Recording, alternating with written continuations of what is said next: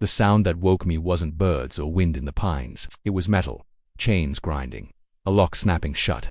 I stepped onto my porch and saw it immediately, my gate sealed tight, wrapped in steel like a warning.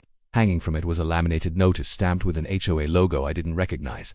That was the first clue this wasn't a mistake. It was a power move. I bought the Valley property for isolation. One narrow road, one gate. Acres of quiet, no neighbors in sight. What I didn't know was that a polished hillside community had been built years earlier, tucked above the tree line. Expensive homes, perfect driveways, and one inconvenient problem: they relied on my road. At first I let it slide. Their residents used it sparingly. No noise, no trash, no drama. Then the HOA decided permission was optional.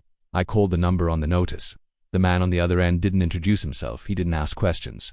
He told me I was obstructing community access and would face escalating fines unless I removed my gate immediately.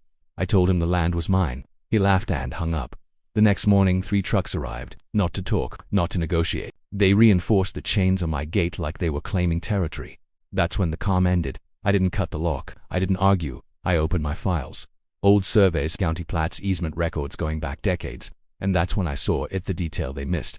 That gravel road wasn't just a shortcut. It was their only exit. The second access point shown on their HOA maps. Never approved, never built. Just lines on paper pretending to be asphalt. One call went to my attorney. The second went to the county. By midday an inspector arrived. He walked the road, checked the markers, compared maps. His expression changed fast. Red tags followed, one after another. Construction vehicles trapped. Delivery trucks stuck. Residents unable to legally leave. Phones started ringing uphill. By late afternoon, the HOA president marched down the road, furious, demanding I unlock the gate.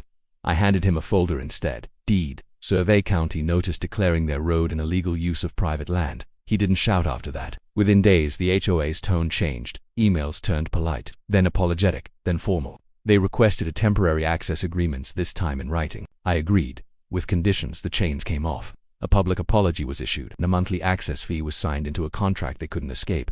Now, when I open my gate each morning, the valley stays quiet, the road stays orderly, and the hillside community above remembers something they forgot: to isolate rules. Only work when you actually own the ground you're standing on.